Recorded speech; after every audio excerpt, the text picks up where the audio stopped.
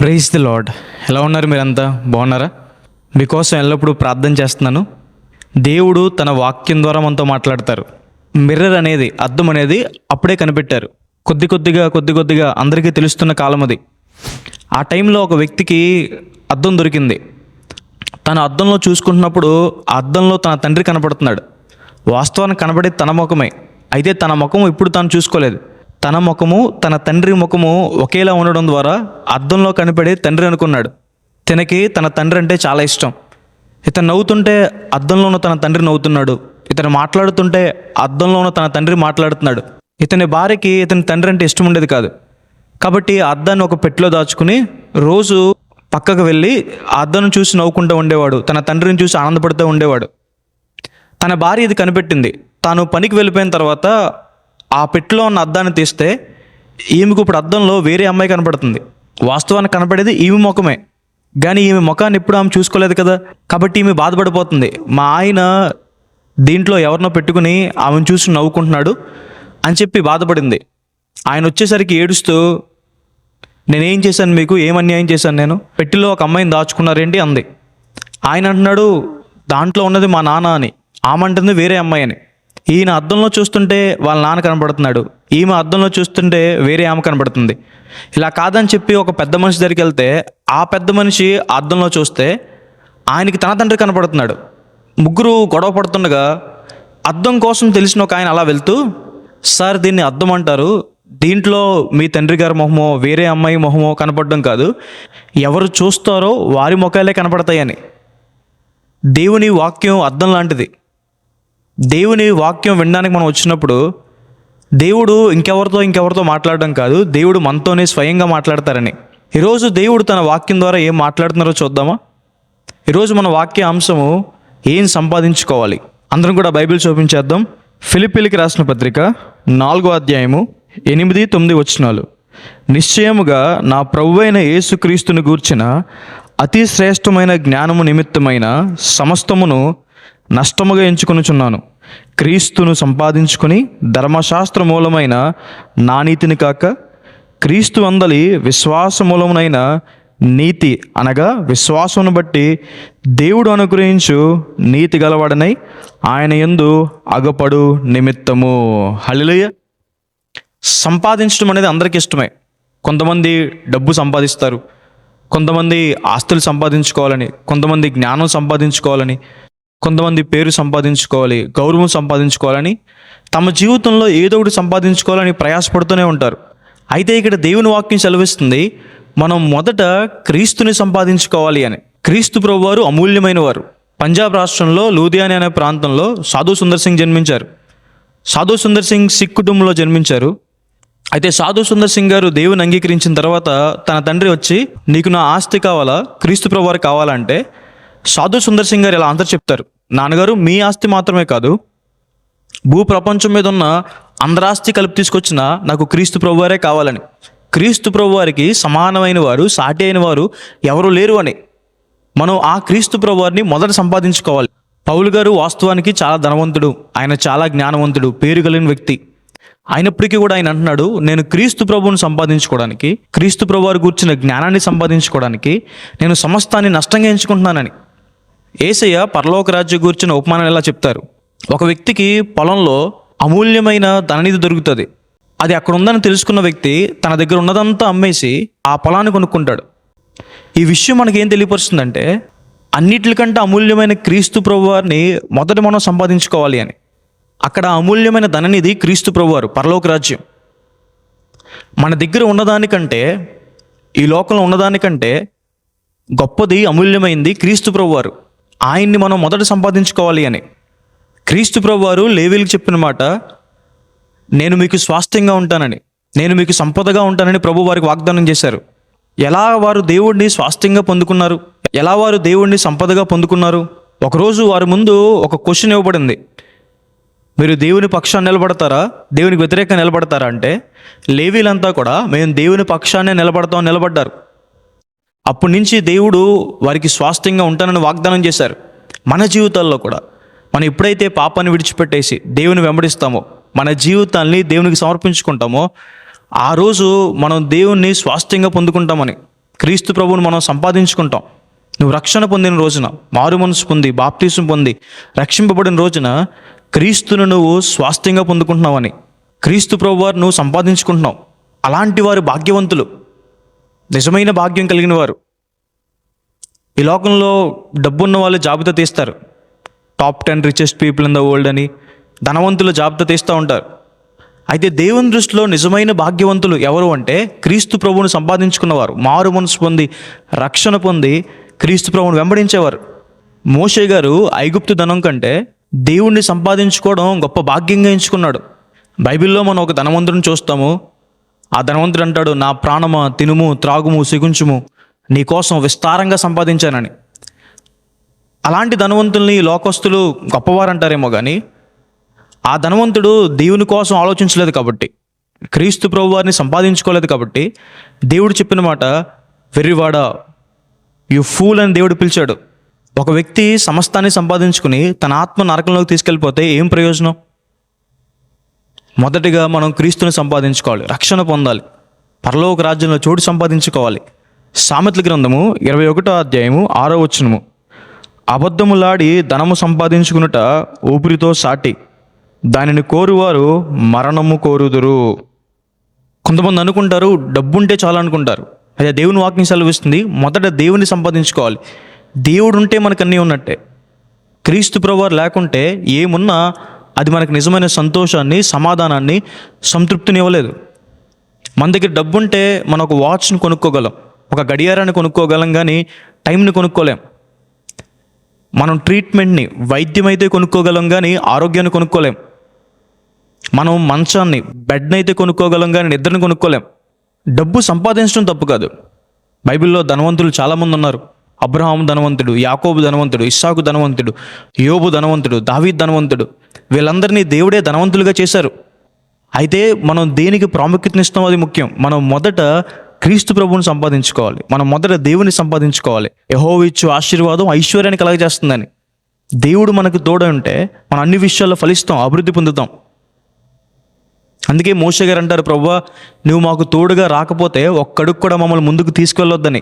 కొంతమంది ఆ డబ్బు సంపాదించడానికి దేవుని పక్కన పెట్టేస్తారు, కొంతమంది దేవుని మాటను పక్కన పెట్టేస్తారు, మందిరం మానేస్తారు, బైబిల్ చదవడానికి టైం ఉండదు, ప్రార్థన చేయడానికి టైం ఉండదు. కొంతమంది అన్యాయం చేసి, మోసం చేసి, అక్రమం చేసి, అబద్ధాలాడి డబ్బు సంపాదించుకుంటారు. అది మనకి మంచిది కాదు అని దేవుని వాక్యం సెలవిస్తుంది. ఒకసారి ఒక ప్రాంతంలో ఒక బాక్సింగ్ కాంపిటీషన్ జరుగుతుందంట. అందరూ ఎంకరేజ్ చేస్తారు కదా, 2 ప్లేయర్స్ ఉంటారు. కొంతమంది ఏమో ఒక ఆయన్ని ఎంకరేజ్ చేస్తుంటే ఇంకొంతమంది ఏమో ఇంకో ఆయన ఎంకరేజ్ చేస్తారు కదా. ఒక ఆయన మాత్రం ఇద్దరిని ఒకేలా ఎంకరేజ్ చేస్తున్నాడంట. ఏమనంటే, కొడితే మొహం పగిలిపోవాలి, పళ్ళు ఇరిగిపోవాలి, పంటి మీదే కొట్టు అంటున్నాడంట. ఆ మాటలు వింటున్న ఒక ఆయనకి అర్థం కాక పక్కన్న ఆయన అడిగాడంట, ఏంటి సార్ ఈయన ఇద్దరిని ఒకేలా ఎంకరేజ్ చేస్తూ అది పంటి మీదే పళ్ళు ఇరిగిపోవాలంటున్నాడు? ఎందుకంటే ఆ పక్క ఆయన చెప్పాడంట, అదా ఈయన డెంటిస్ట్ అండి, వీధి చివర ఈయన క్లినిక్ ఉంది, వీళ్ళు పళ్ళు ఇరిగిపోతే ఆయన వాళ్ళకి ట్రీట్మెంట్ చేసి కొంచెం డబ్బులు సంపాదించుకుందామని. అంటే సంపాదించడానికి మనుషులు చాలా రకాలుగా ఆశపడతారు, కానీ కొంతమంది మోసం చేస్తారు, అన్యాయం చేస్తారు. అయితే మనము అలా సంపాదించకూడదని. బైబిల్లో యోధా ఇస్కరియోతు కోసం రాయబడింది. యోధా ఇస్కరియోతు ద్రోహం వలన డబ్బులు సంపాదించాడని. 30 వెండి నాణాల కోసం, 30 సిల్వర్ కాయిన్స్ కోసం యోధా ఇస్కరియోతు క్రీస్తు ప్రభువుని అప్పగించేశాడు. సిహెచ్ స్పర్జన్ అనే దేవుని సేవకుడు ఒకరోజు వాక్యం చెప్తూ, ఆ రోజు దాదాపు 13,000 మంది పైన జనము ఆయన చర్చిలో ఉన్నారు. అది లక్షవార ప్రార్థన. ఒక వ్యక్తి వైపు పాయింట్అవుట్ చేస్తూ ఇలా అన్నారు ఆయన, ఈ వ్యక్తి ఆదివారం తనకున్న షూ బిజినెస్ని ఓపెన్ చేసి ఒక షూ అమ్మి 2 పెన్నీలు అంటే దాదాపు ₹2 సంపాదించి ఆ ₹2 కోసం క్రీస్తు ప్రభువుని అప్పగించేశాడు అన్నాడు ఆయన. కొంతమంది దేవుని మందిరాన్ని లేదా తమ నీతిని, తమ మనస్సాక్షిని డబ్బుల కోసం అమ్మేసుకుంటూ ఉంటారు. బైబిల్లో ఆకాను దేవుడు నాది అని చెప్పింది దొంగలించాడు. దేవుడు చెప్పాడు, కానాను దేశంలో ఎరికో పట్టణంలో దొరికే బంగారము, వెండి, వస్త్రాలు అన్నీ నావి, దేవుని మందిర పని కోసం మీరు వాడాలని. అయితే ఆకాను తెలిసి కూడా దొంగలించాడు, తన జీవితం నాశనం అయిపోయింది. మనం ఏం సంపాదించాలి? ఒకసారి లూకాసు వార్త 12వ అధ్యాయము 33వ వచనం మనం చూస్తే, మీకు కలిగిన వాటిని అమ్మి ధర్మము చేయడి, పాత గిల్లని సంచులను పరలోకమందు అక్షయమైన ధనమును సంపాదించుకున్నది. అక్కడికి దొంగరాడు చిమ్మట కొట్టదు. హల్లెలూయా. పరలోక రాజ్యాన్ని సంపాదించుకోండి. పరలోక రాజ్యంలో ఉన్న ధనాన్ని సంపాదించుకోండి. పరలోక రాజ్యాన్ని ఎలా సంపాదించుకుంటాం? మన దగ్గర ఉన్న డబ్బుతోనో, మన దగ్గర ఉన్న చదువుతోనో, మనుషులు బట్టో, కులం బట్టో దేవుడు పరలోక రాజ్యాన్ని ఇవ్వడు. క్రీస్తు ప్రభునందు విశ్వాసం ఉంచి రక్షణ పొందడం ద్వారా మనం పరలోక రాజ్యాన్ని సంపాదించుకుంటాం.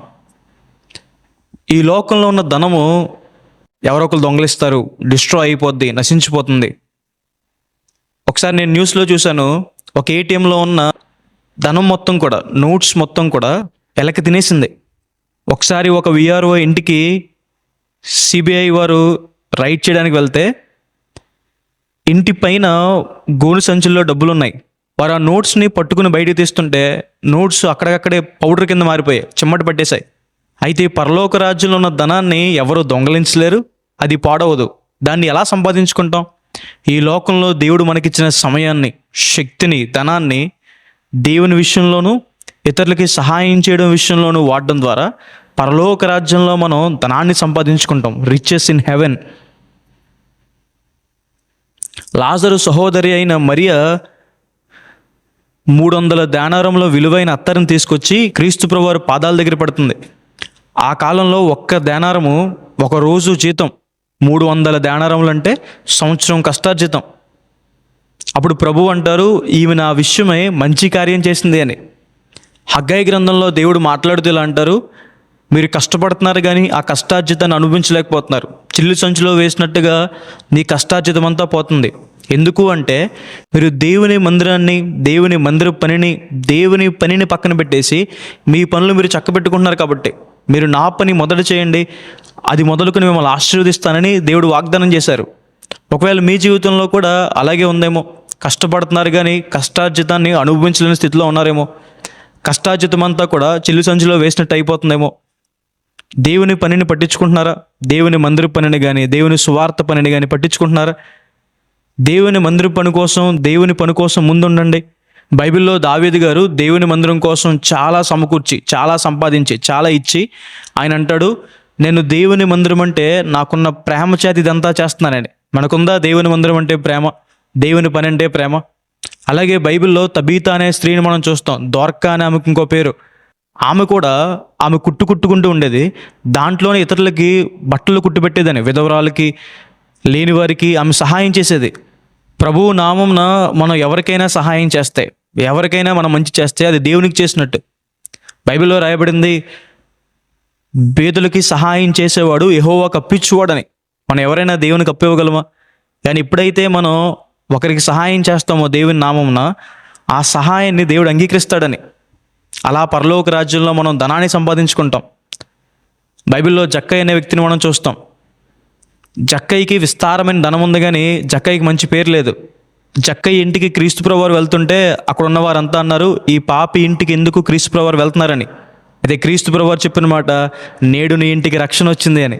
జక్కయ్య ఇంటికి రక్షణ వచ్చింది. చాలామంది ఇంట్లోకి కొత్త టీవీ, కొత్త ఫ్రిడ్జ్, అన్నీ కొత్త కొత్త వస్తువులు ఉంటాయి కానీ రక్షణ రాదు ఆ ఇంటికి ఎప్పుడు కూడా.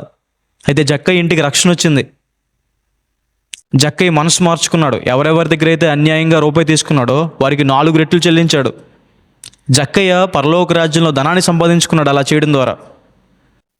కొంతమంది అనుకుంటారు, మనం సంపాదించిందంతా మనతో పాటు మనం పట్టుకెళ్ళిపోతామని చనిపోయిన తర్వాత, ఏ లోకాన్ని విడిచిపెట్టి వెళ్ళిపోయిన తర్వాత. లేదు, బైబిల్ సెలవిస్తుంది, ఎవరి క్రియలు వారి వెంట వస్తాయని. మనం మంచి చేస్తే మంచి క్రియలు మనతో పాటు వస్తాయి. పరలోక రాజ్యంలో దాని ప్రతిఫలం పొందుకుంటాం.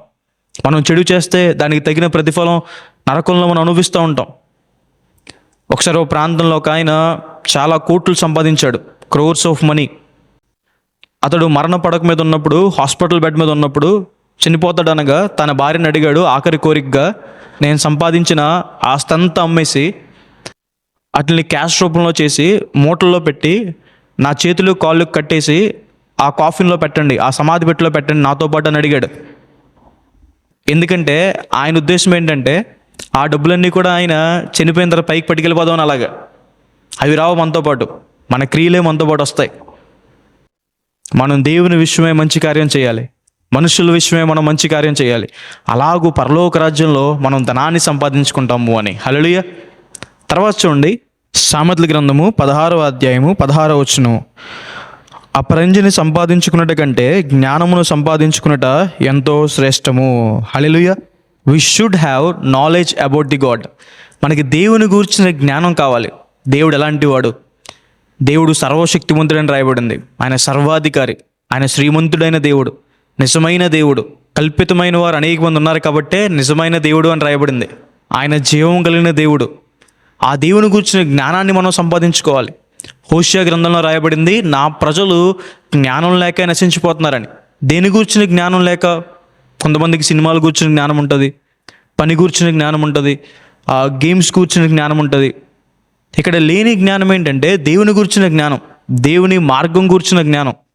ఆ జ్ఞానం ఉన్నవారు రక్షణ పొందుతారని. దేవుని వాక్యము మన పాదములకు దీపము, మన త్రోవకు వెలుగై ఉంది. దేవుని వాక్యం మన హృదయాన్ని సరిచేస్తుంది. దేవుని వాక్యం మనకి సమాధానం ఇస్తుంది. దేవుని వాక్యం మనకి సంతోషాన్ని ఇస్తుంది. దేవుని వాక్యం మనకు ఆరోగ్యాన్ని కలగచేస్తుంది. దేవుని మాటలో విశేషమైన శక్తి ఉంది. Bible is the word of God from cover to cover. మొదటి అట్ట మొదలుకొని చివరి అట్ట వరకు కూడా బైబిల్ అంతా కూడా దేవుని మాటలే, దేవుని ప్రేరేపితమే. బైబిల్ దేవుని మనస్సు, దేవుని ఊపిరి. మనం బైబిల్ చదువుతున్నామంటే అర్థం ఏంటంటే దేవుని మనస్సుని మనం అర్థం చేసుకుంటున్నామని. ప్రతిరోజు దేవుని వాక్యం చదువుతున్నారా? బైబిల్లో రాయబడింది, మనం దేవుని వాక్యం చదివిన ప్రతిసారి దేవుడు మనతో మాట్లాడతారని. అనుదినము దేవుడు మనతో మాట్లాడడానికి సిద్ధంగా ఉన్నారు. మరి దేవుని మాటలు వినడానికి సిద్ధంగా ఉన్నామా? అనుదిన ఆహారము జీవాహారము అని రాయబడింది. జీవాహారము అంటే అర్థం ఏంటంటే జీవింపచేసే ఆహారం అని. దేవుని వాక్యం మనల్ని దేవుని కొరకు జీవింపచేస్తుంది. ఆయన త్రోవలో మనల్ని నడిపిస్తుంది. దేవుని వాక్యాన్ని ఎవరైతే ఉదయము సాయంకాలము చదువుతారో వారు చేయనంతూ సఫలమవుతుందని కీర్తన గ్రంథం 1వ అధ్యాయంలో రాయబడింది. దాని తర్వాత చూడండి, తిమోతికి రాసిన మొదటి పత్రిక 6వ అధ్యాయము 11వ వచనము. దైవజనుడా, నీవైతే వీటిని విసర్జించి నీతిని, భక్తిని, విశ్వాసమును, ప్రేమను, ఓర్పును, సాత్వికమును సంపాదించుకున్నటకు ప్రయాసపడుము. హల్లెలూయా. మనం ఏం సంపాదించుకోవాలి అంటే ఇక్కడ రాయబడింది, ఇక్కడ ఒక లిస్ట్ రాయబడింది.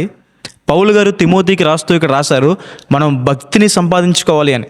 భక్తి అంటే గాడ్లీనెస్, అంటే ప్రార్థన చేయడం, బైబిల్ చదవడం, దేవుని మందిరానికి రావడం, దేవుని దగ్గర నమ్మకంగా ఉండడం, దేవుని స్తుతించడం. యాకోబు రాసిన పత్రికలో యాకోబు గారు అంటారు, ఇహలోక మాలిన్యాన్ని తమకు తాము అంటించుకోకుండా బ్రతకడము, దిక్కులేని వారికి సహాయం చేయడమే భక్తి అని. ఎక్సర్సైజ్ అనేది, శరీర సాధకం అనేది ఈ లోకంలో మనకు ఎంతో ప్రయోజనం చేకూరుస్తుంది. ఎంతో బెనిఫిట్స్ ఉన్నాయి ఎక్సర్సైజ్ చేయడం ద్వారా. అయితే దేవుని వాక్యం సెలవిస్తుంది, దైవభక్తి అనేది ఈ లోక విషయంలోనూ పరలోక విషయంలోనూ మనకు ఎంతో ప్రయోజనం తీసుకొస్తుందని. దేవుడు తన భక్తుల్ని విడవడు అని రాయబడింది. మనం భక్తి చేయడం ద్వారా, దేవుని సేవించడం ద్వారా, దేవుని యథార్థంగా నమ్మకంగా సేవించడం ద్వారా మనం ఎంతో ఆశీర్వాదం పొందుతాం. రెండవదిగా మనం ఇక్కడ చూస్తే విశ్వాసాన్ని సంపాదించుకోవాలి అని. విశ్వాసం ఎలా కలుగుతుంది? దేవుని గురించిన మాటలు వినడం ద్వారా మనకు విశ్వాసం కలుగుతుంది అని. ఎరికో పట్ల ఉన్న రాహాబు, ఆమె దేవుని మీద విశ్వాసం ఎలా కలిగింది? ఆమె అక్కడికి వచ్చిన వేగుల వారితో అంటది, దేవుడు మీ పట్ల చేసిన కార్యముల కోసం నేను విన్నాను అని. వినడం వల్ల ఆమెకు విశ్వాసం కలిగింది. దేవుడు అంటే క్రీస్తు ప్రభు వారి దగ్గరికి వచ్చిన వారిని ఆయన బాగు చేసిన తర్వాత ఆయన చెప్పిన మాట ఏంటంటే, అమ్మా నీ విశ్వాసం గొప్పది, నీ విశ్వాసమే నేను బాగు చేసింది, నీ విశ్వాసమే నేను స్వస్థపరిచింది అని. వాస్తవానికి స్వస్థపరిచిన దేవుడే, కానీ దేన్ని బట్టి స్వస్థపరిచారంటే వారికి ఉన్న విశ్వాసం బట్టి. దేవుని యొద్దకు వచ్చేవాడు దేవుడు ఉన్నాడనియు, ఆయన వెతుకు వారికి ఫలం దయచేయగలడనియో నమ్మవలనే కదా అని రాయబడింది. విశ్వాసం లేకుండా ఎవరూ దేవునికి ఇష్టలుగా ఉండలేరని. విశ్వాసం కానిదేదో అది పాపం అని రాయబడింది. మనం చేసే ప్రతి పని విశ్వాసంతో చేయాలి, విత్ ఫెయిత్. దేవుడు మన విశ్వాసానికి తగిన ఫలం ఇస్తాడు. మన విశ్వాసం కొన్నిసార్లు పరీక్షించబడుతుంది. ఈ లోకంలో ఉన్న బంగారమే పరీక్షించబడుతుంటే, నశించిపోయే బంగారమే పరీక్షించబడుతుంటే, మన విశ్వాసము బైబిల్లో రాయబడింది అమూల్యమైన విశ్వాసం అని. క్రీస్తు ప్రభువారి మీద మనం ఉంచుకునే విశ్వాసం అమూల్యమైంది. ఆ విశ్వాసం మరి ఖచ్చితంగా పరీక్షించబడుతుందని. పరీక్షించబడిన తర్వాత విశేషమైన దీవెనలు మనం పొందుకుంటాం. దేవుని నుంచి గొప్ప ఘనతను మనం పొందుకుంటాం. అబ్రహాం గారిని దేవుడు మొరియా పర్వతం మీద పరీక్షించిన తర్వాతే విశ్వాసులకు తండ్రి అని పేరు పెట్టారు. మన ఎవరం కూడా అల్ప విశ్వాసులుగా కానీ అవిశ్వాసులుగా కానీ ఉండడం దేవుని చిత్తం కాదు. మనందరం గొప్ప విశ్వాసులుగా ఉండడమే దేవుని చిత్తం. తోమ అవిశ్వాసంలోకి వెళ్ళిపోతే క్రీస్తు ప్రభువారు మరలా తోమ కోసం ప్రత్యక్షమై అవిశ్వాసివి కాక విశ్వాసమై ఉండమని ప్రభువు ఆజ్ఞాపించారు. గొప్ప విశ్వాసం ఉండడం ద్వారా దేవుడు మన జీవితంలో గొప్ప కార్యాలు చేస్తారు. దేవుని యందు విశ్వాసం ఉంచుకున్న వారు ఎన్నడూ సిగ్గునందరు అని రాయబడింది. తర్వాత ప్రేమ. బైబిల్ సెలవిస్తుంది దేవుడు ప్రేమయ్యి ఉన్నాడని. God is love. దేవుడు ప్రేమ స్వరూపి అయి ఉన్నాడని. దేవుడిని ఒక్క మాటలో వివరించాలంటే ఆయన ప్రేమయ్యి ఉన్నాడని. బైబిల్ని ఒక మాటలో చెప్పాలంటే it's all about God's love. దేవుని ప్రేమ కోసమే. దేవుడు మనల్ని ప్రేమించాను అని మాటలో చెప్పడం మాత్రమే కాదు, ఆ ప్రేమను క్రియల్లో చూపించారని. ఈ లోకానికి దిగి రావడం ద్వారా, మన కోసం ప్రాణం పెట్టడం ద్వారా తన ప్రేమను దేవుడు క్రియల్లో చూపించారు. మనం కూడా దేవుని తిరిగి ప్రేమించాలి. దేవుణ్ణి ప్రేమించడం ద్వారా మనం విశేషమైన ఆశీర్వాదాలు పొందుకుంటాం. దేవుణ్ణి ప్రేమించేవారు బలముతో ఉదయించు సూర్యుని వలె ఉంటారని, దేవుణ్ణి ప్రేమించే వారికి సమస్తము సమకూడి జరుగుతాయి అని దేవుని వాక్యం సెలవిస్తుంది. నిన్ను వలె నీ పొరుగు వారిని ప్రేమించాలని దేవుని వాక్యం సెలవిస్తుంది. కాబట్టి మనం ప్రేమను సంపాదించుకోవాలి, ప్రేమ కలిగి ఉండాలి. తర్వాత సాత్వికము. సాత్వికాన్ని ఇంగ్లీష్లో మీక్నెస్ అని పిలుస్తారు. అంటే అన్విల్లింగ్ టు ఆర్గ్యూ అని. గొడవ పెట్టుకోలేని తత్వం, ఆర్గ్యూ చేయలేని తత్వం. సాత్వికులు భూలోకాన్ని స్వతంత్రించుకుంటారని రాయబడింది. మోషే మిక్కిలి సాత్వికుడని దేవుడే సాక్ష్యం పలికారు. అంత సాత్వికుడు కాబట్టే 20 లక్షల మంది ప్రజల్ని నడిపించగలిగాడు. ఈ లోకంలో ఎన్నో నాన్ వైలెన్స్ పోరాటాలు జరిగాయి. మహాత్మా గాంధీ గారు కావచ్చు, మార్టిన్ లూథర్ కింగ్ కావచ్చు, వీళ్ళంతా నాన్ వైలెన్స్ని చేపట్టడానికి కారణం క్రీస్తు ప్రభువారే. సాత్వికమే. సాత్వికం కలిగిన వారు చాలా ఇన్ఫ్లుయెన్షియల్ పర్సన్స్గా ఉంటారు. చరిత్రలో సాక్రటీస్ అని చెప్పి స్కాలర్ ఉండేవారు. సాక్రటీస్ సైన్స్ కోసం, మ్యాథ్స్ కోసం, వీటన్నిటి కోసం చెప్పడం మాత్రమే కాదు, సాక్రటీస్ మారల్ వాల్యూస్ కూడా టీచ్ చేసేవాడంట. ఒకరోజు సాక్రటీస్ తన ఇంటి బయట కూర్చుని తన దగ్గర ఉన్న శిష్యులకి చెప్తుంటే, బోధిస్తుంటే, తన భార్య సాక్రటీస్ మీద ఏదో విషయంలో కోప్పడి లోపల నుంచి గట్టిగా అరుస్తుంది. ఇంకా సాక్రటీస్ ఏమీ రియాక్ట్ అవ్వట్లేదు, సాత్వికంతో కామ్గా ఉన్నాడు. అంతే సాక్రటీస్ని డిస్టర్బ్ చేయాలనుకుని ఆమె ఇంటి పైకి ఎక్కి వేస్ట్ వాటర్ ఏదైతే ఉందో వేస్ట్ వాటర్ని ఆయన మీద వేసిందంట. సాక్రటీస్ వెంటనే ఆ నీళ్ళు తుడుచుకుంటూ అన్నాడంట, ఇప్పుడు దాకా ఉరుములు ఉరిశాయి, థండర్స్ వచ్చాయి, ఇప్పుడు వర్షం పడింది అన్నాడంట. శిష్యులందరూ ఆశ్చర్యపడిపోయారు, ఎంత సాత్వికం అని. దేవుణ్ణి అంగీకరించలేని వ్యక్తిగా అంత సాత్వికం ఉంటే క్రీస్తు ప్రభువారు ఎంతో సాత్వికుడు. ఆయనతో మనం సహవాసం చేయడం ద్వారా గొప్ప సాత్వికాన్ని సంపాదించుకుంటామని. తర్వాత ఓపిక, పేషెన్స్. ఓపిక గొప్ప ద్రోహ కార్యాలు జరగకుండా ఆపుతుందని. ఎవరైతే దేవుని దగ్గర ఓపిక కలిగి కనిపెట్టుకుంటారో వారి జీవితంలో గొప్ప కార్యాలు అనుభవిస్తారు. ఉన్నతమైన స్థితికి దేవుడు వారిని తీసుకెళ్తాడు. యెహోవా కొరకు ఎదురు చూచువారు నూతన బలాన్ని పొందుకుంటారు, పక్షి రాజు వలె రెక్కలు చాపి పైకి ఎగురుతారని రాయబడింది. యూజువల్గా ఈగలకి లైఫ్ స్పాన్ 70 years ఉంటుందంట. ఆ 70 yearsలో 40 years ఈగలు అనేది చాలా బాగా పెరుగుతుందంట. 40 సంవత్సరాలు వచ్చేసరికి ఈగల్ ఫెదర్స్ అనేవి, రెక్కలు అనేవి బరువైపోతాయి, గోర్లు అనేవి రౌండ్గా తిరిగిపోతాయంట. బీక్ కూడా, నోరు కూడా ఏమీ పట్టుకోవడానికి లేకుండా వీక్గా అయిపోద్దంట. అప్పుడు ఈగలకు ఉండే రెండు ఆప్షన్స్ ఏంటంటే, ఒకటి అలాగే ఉండి ఎగరలేక ఆహారం సంపాదించుకోలేక చనిపోవడం, రెండోది ఎవరో రాలేని ఎత్తైన కొండకెళ్ళి అక్కడ కూర్చుని గోర్లు విరగొట్టేసుకుని తన బీక్తో ఫెదర్స్ అన్నీ పీకేసుకుని, తన ఒంటి మీద ఉన్న ఈకలన్నీ పీకేసుకుని బీకుని కూడా విరగొట్టేసుకుని అలా కూర్చుంటుందంట. ఎప్పుడు దాకా? కొత్త గోర్లు వచ్చేదాకా, కొత్త ఈకలు వచ్చేదాకా, కొత్త బీక్ వచ్చేదాకా. అలా వచ్చిన తర్వాత 40 years ఎంత బలంతో అయితే బ్రతికిందో మిగతా 30 years కూడా అంతే బలంతో బ్రతుకుతుందంట. మన జీవితాల్లో కూడా దేవుని మీద ఆధారపడే వారికి, దేవుని దగ్గర కనిపెట్టుకునే వారికి దేవుడు గొప్ప కార్యాలు చేస్తాడు. తర్వాత చూడండి, కొరింథీయులకు రాసిన మొదటి పత్రిక 9వ అధ్యాయము 19వ వచనము. నేను అందరి విషయమును స్వతంత్రునై ఉన్నాను, ఎక్కువ మందిని సంపాదించుకున్నటకై అందరికీ నన్ను నేను దాసునిగా చేసుకుంటేనే. హల్లెలూయా. పౌలు గారు అంటున్నారు, నేను ఎక్కువ మందిని సంపాదించుకోవడానికి నన్ను నేను తగ్గించుకున్నానని. నిజమే, పౌలు గారు దేవుని కోసం పడిన ప్రయాస ఇంత అంత కాదు. పౌలు గారు ఎన్నో కష్టాలు పడ్డారు. ఆయన్ని నమ్మిన వారే మోసం చేశారు. పౌలు గారు వెళ్తున్న పడవ ఇరిగిపోయింది. పౌలు గారిని రాళ్ళతో కొట్టేశారు, చంపేశారు. ఎన్నో ఇబ్బందులు పాలయ్యారు పౌలు గారు. ఎందుకు అన్ని ఇబ్బందులు గుండా వెళ్ళారంటే దేవుని కోసం ఎక్కువ మందిని సంపాదించాలి అని. హల్లెలూయా. ఆయన ధనవంతుడే, ఆయన జ్ఞానవంతుడే, గౌరవం ఉన్న వ్యక్తే, అయినా సరే దేవుని కోసం తగ్గించుకున్నాడు. మనం సంపాదిస్తున్నామా? కనీసం మన కుటుంబాన్ని దేవుని కోసం సంపాదిస్తున్నామా? మన స్నేహితుల్ని దేవుని కోసం సంపాదిస్తున్నామా? నీకు రక్షణ ఇచ్చిన దేవుడు నిన్ను పరలోక రాజ్యంలో చేర్చుకున్న తర్వాత బలా నమ్మకమైన మంచి దాసుడా అని చెప్పగలరా? బలా నమ్మకమైన మంచి దాసురాలా అని చెప్పగలరా దేవుడు? అలా మనం బ్రతుకుతున్నామా? నీ రక్షణ తీసుకెళ్ళి కొంచెం కింద మంచం కింద పెడుతున్నావా? లేదా దేవుని కోసం వెలిగి అనేక మందిని దేవుని వైపు ఆకర్షిస్తున్నావా? ఆ రోజు క్రీస్తు ప్రభువారు ఈ లోకాన్ని జన్మించినప్పుడు నక్షత్రం ఎలాగైతే జ్ఞానుల్ని క్రీస్తు ప్రభువారి వైపు నడిపించిందో, మనం కూడా మన సత్క్రియలు, మన ప్రవక్తన అలా వెలగాలి అని. అలా వెలిగినప్పుడు మనం అనేక మందిని దేవుని వైపు నడిపిస్తాం. దేవుడు మన జీవితంలో చేసిన అద్భుత కార్యాలు మనం అనేక మందికి బోధించాలి. దేవుని గొప్పతనాన్ని మనం బోధించాలి. మనం సత్క్రియలు చేయడం ద్వారా దేవుని నామం మహింపరచబడుతుందని రాయబడింది. మనం చేసే మంచి పనులు, మన మంచి నడవడిక అనేక మందిని దేవుని వైపు త్రిప్పుతుంది. మనం ప్రార్థన చేయాలి. మన కుటుంబస్తుల కోసం, మన స్నేహితుల కోసం, బంధువుల కోసం ప్రార్థన చేయాలి. చరిత్రలో అగస్టిన్ అనే దేవుని సేవకుడు ఉండేవారు. దేవుని సేవకుడు అవ్వకముందు దేవునికి వ్యతిరేకంగా బ్రతికేవాడు. తన తల్లికి ఏమో ఆశ ఏంటంటే ఆయన దేవుని సేవలో చూడాలని, ఆయనకేమో ఈ లోక సంపద మీద ఆశ. అయితే తల్లి ప్రార్థన చేసింది, కన్నీరు కారుస్తూ ప్రార్థన చేసింది. ఒకరోజు అగస్టిన్ సేవకుడు అయిన తర్వాత చెప్తాడు, నా తల్లి కన్నీటి ప్రార్థనలో నేను పరలోక రాజ్య ద్వారాల వరకు కొట్టుకుంటూ వచ్చానని. మనం చేసే కన్నీటి ప్రార్థన గొప్ప ఆత్మల సంపద మనకిస్తుంది. దేవుని కొరకు మనం అనేక మందిని రక్షించగలం, అనేక మందిని మనం నడిపించగలం. మన కుటుంబస్తులు మనతో పాటు దేవుని రాజ్యంలో ఉండాలనే ఆశ మనకు ఉండాలి. మన స్నేహితులు నశించిపోకూడదు, పరలోక రాజ్యంలో ఉండాలనే ఆశ మనకు ఉండాలి. కాబట్టి ఏం సంపాదించుకోవాలి? మొదటిగా క్రీస్తుని మనం సంపాదించుకోవాలి.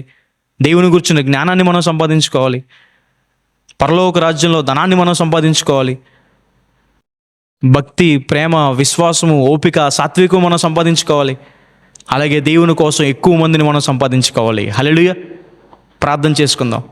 సర్వశక్తి మంత్ర జీవంగల దేవేశ్వర ప్రభువా, ఈరోజు మాతో ఏం సంపాదించుకోవాలి అనే విషయం మీద మాతో మాట్లాడినందుకు మీకు వందనాలు ప్రభువా. మా హృదయాలు తెరిచినందుకు మీకు వందనాలు ప్రభువా. యేసయ్యా, మేము మిమ్మల్ని సంపాదించుకోవాలి, మీ గురించిన జ్ఞానాన్ని సంపాదించుకోవాలి, పరలోక రాజ్యంలో ధనాన్ని సంపాదించుకోవాలి ప్రభా. మీకు ఇష్టమైన విషయాలు ప్రభా, ప్రేమ తండ్రి ప్రభా, భక్తి, విశ్వాసము ప్రభా, సాత్వికము, అలాగే మీ కొరకు అనేకమైన ఆత్మల సంపాదన సంపాదించాలి. మీరు చెప్పారు కదా ప్రభా, మీలో ఎదిగితే అన్ని విషయాలు ఎదుగుతామని. ఎవరైతే వీటిని సంపాదించుకుంటున్నారో ప్రభా, వారికి ఈ లోకంలో కూడా గొప్ప సంపదను దయచేయండి, వారిని హెచ్చించమని, దీవెనలు కుమ్మరించమని యేసు నామమున వేడుకుంటున్నాను తండ్రి. ఆమేన్. God bless you. God bless India.